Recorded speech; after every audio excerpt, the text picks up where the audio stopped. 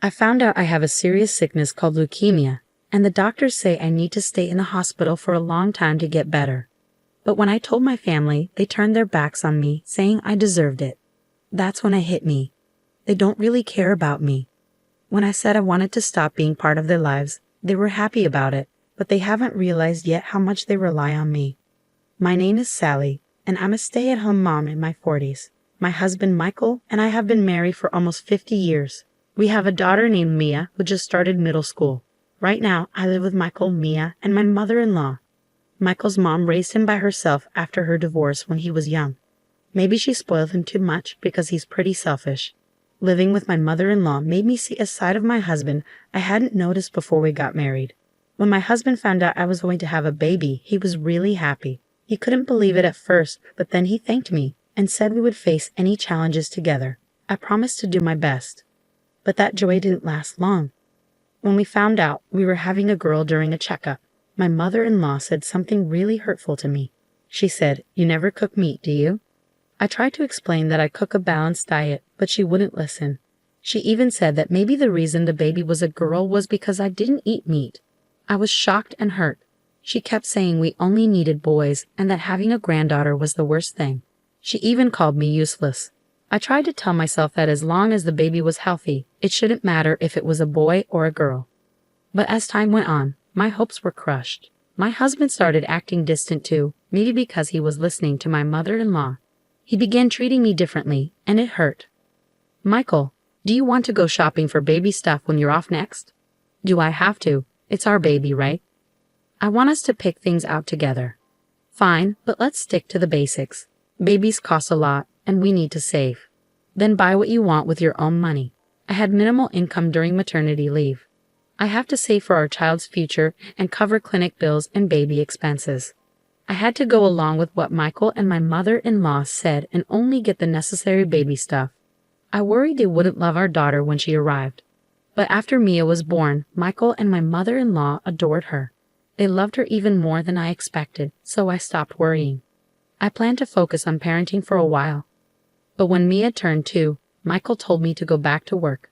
I thought it would be okay since my mother-in-law loved Mia too. But when I returned to work, both my mother-in-law and Michael showered even more love on Mia. Michael started spoiling her, just like my mother-in-law had spoiled him. I tried to teach Mia right from wrong with love, but it seemed she didn't see it that way. Before I knew it, Mia didn't like me and preferred to be with my husband and mother-in-law. "Hey Mia, it's time for kindergarten. Let's go together." "I don't want to go with Mommy. I want Grandma." "Mia, Mommy has to work too. Let's go to kindergarten together, okay?" "I hate Mommy. I love Daddy and Grandma." "Mia, please don't say that." "No, Mommy, just go away." Mia's words were really hurting my feelings. My mental health was suffering because of it. But my husband and mother-in-law didn't try to stop her. Instead, they looked at me like I deserved it. These tough times continued for about 10 years. Even in middle school, Mia hasn't changed. She avoids me and sticks to my husband and mother-in-law. And because of that, she's become uncontrollable. She screams and breaks things when she doesn't get her way. When I try to discipline her, she yells back at me. "Mia, can we talk? Did you take money from my wallet?" "Yeah." "So what? You're my mom. You can give me money, right?" "Taking without asking is wrong." "Please give it back." "No way. It's your fault for not getting me the Gucci wallet. I want it for my birthday. You're only in middle school. You don't need expensive things yet. I can get them when you're older." "I want it now. Why don't you understand, you old hack?" "Mia, don't talk like that." "You're so annoying, Grandma. Mom is being mean to me." When I scold her, Mia turns to my mother-in-law for help. And my mother-in-law sides with her, blaming me too. "What's wrong, Mia? Did Mom upset you again?" "Listen, Grandma, she won't get me the Gucci wallet for my birthday, and she won't give me money either. Can you believe it? That's not fair. Your mom is being stingy. Grandma will get you the wallet next time, okay?" "Yay, thank you, Grandma." "You're welcome." "I love you, Grandma." Mia happily hugged my mother-in-law. Branded stuff is too much for her age, I thought. I disagreed with my mother-in-law. "Wait, Mom, Mia is still in middle school. Shouldn't we hold off on buying her expensive things?" I suggested. "But maybe not yet. You're so stingy." I feel sorry for Mia having you as her mom, my mother-in-law snapped back. Every day, my mother-in-law spoiled Mia, buying her whatever she wanted. My husband did the same, filling our house with expensive stuff Mia barely used. Besides Mia's issues, there was another problem in our house. My mother-in-law's spending. I noticed she kept buying strange rings and bracelets. When I asked, she said a friend recommended them, but I suspected it was an MLM scheme. I wondered where she got the money since she was always buying things for Mia. Turns out, she was borrowing from banks. When I confronted her, she brushed it off, saying it wasn't my concern. I grew to hate dealing with family problems, so I threw myself into work, often working late. My husband and mother-in-law criticized me, but I didn't care. I just didn't want to be home. Then one day, I collapsed at work. Tests revealed I had leukemia, likely brought on by stress. I needed long-term treatment, so I was hospitalized. I called my mother-in-law from a hospital. I'm sorry to bother you, but I collapsed at work. I've been diagnosed with leukemia, and I need to stay in the hospital. You have leukemia? I hoped she'd be at least a little concerned about my illness. But that hope quickly faded. It's a good thing you finally got seriously sick. I was shocked by my mother-in-law's response. What? What are you saying? I asked. I've been annoyed with you every day. This serves you right, she said callously. That's a horrible thing to say. Hold on, let me talk to Mia. I asked to speak to Mia and my mother-in-law handed her the phone. What? Mia's response was something I never expected. Mom, are you sick? She asked. I'm sorry, Mia. I have to stay in the hospital for a while, I explained. Mia's reply crushed me even more. I'm actually glad. It's better without you bothering us. You're always mean to me. That's why you got sick. You deserve it. Are you serious right now? I couldn't believe what I was hearing. That's incredibly cruel. Everyone would be happier if I stayed sick. I have to tell Dad about this, I said to Mia before she hung up the phone. In that moment, I felt like giving up on my family. I had reached my breaking point. I decided I would be the one to cut ties with them. Mia was my daughter, but I endured so much pain to bring her into this world. I had hoped to raise her to be a good person. But her behavior was a combination of her innate personality and how my husband and mother-in-law raised her. Some might find it unthinkable for a parent to walk away from their child, but despite our blood connection, I couldn't forgive their behavior any longer. I called my parents and asked them to bring clothes because neither my husband, mother-in-law, nor Mia had visited me during my hospital stay. Months later, after successful treatment and full recovery, instead of returning to the house I shared with my husband, I returned to my parents' house and sought advice from a lawyer about getting a divorce. My mother-in-law and Mia agreed right away. Michael was hesitant at first, concerned about public perception, but eventually agreed under pressure from my mother-in-law and Mia. Since he cooperated, I was able to get a divorce and claim compensation. About 7 years passed. I moved out of my parents' house and lived near my workplace, healthy and energetic. Then, out of nowhere, I got a call from Michael.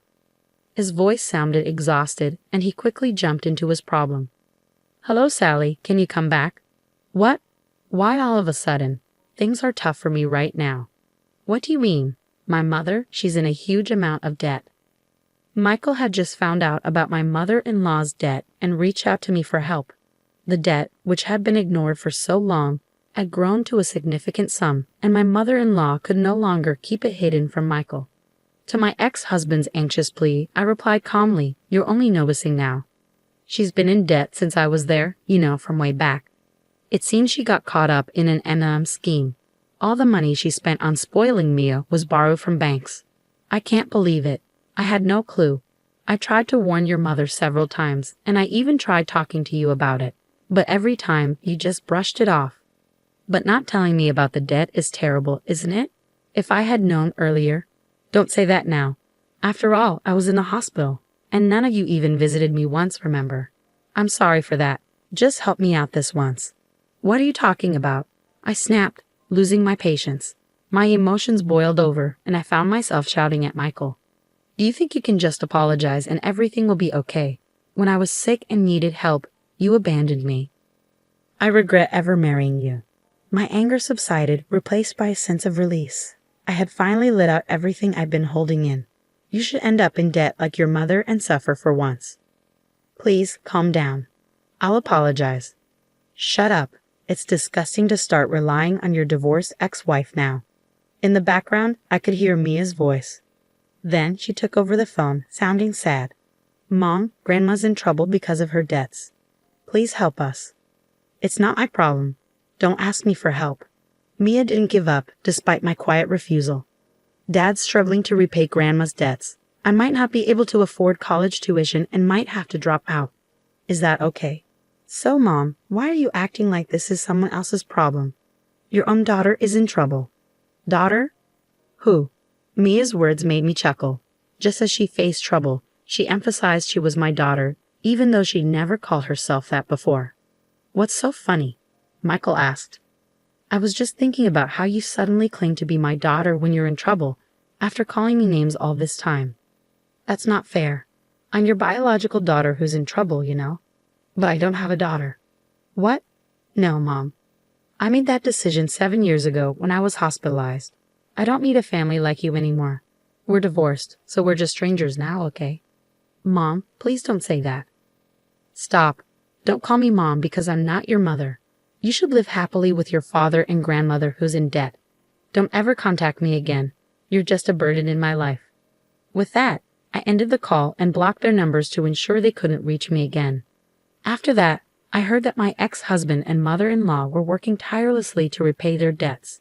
They sold everything they owned, but it wasn't enough. They were struggling to make ends meet and even struggled to eat properly. My daughter couldn't afford her tuition and had to drop out of college. The expensive items she had were sold to pay off debts, leaving her with nothing.